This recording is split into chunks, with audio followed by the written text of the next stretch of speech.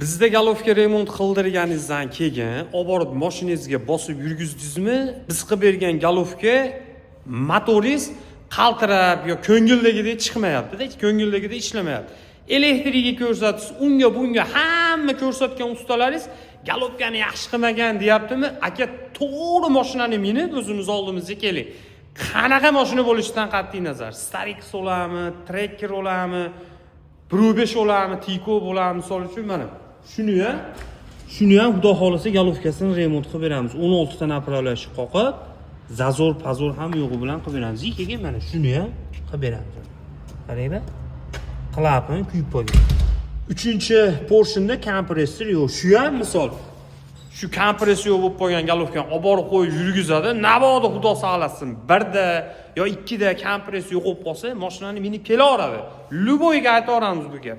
Nima buni deyapsan desanglar, o'z bitta mashinani galovkasini qilib beruvdik. Yurgizgan yaxshi yurmagan olib keluvdi, umuman boshqa joydan chiqyapti ayb. Hali hamma galopkadan deyorgan, lekin xudodan bo'lib boshqa joydan chiqdi. Galovka remont bo'yicha murojaat qilaveringlar, hijolat qilib qo'yamiz xudo xolisa.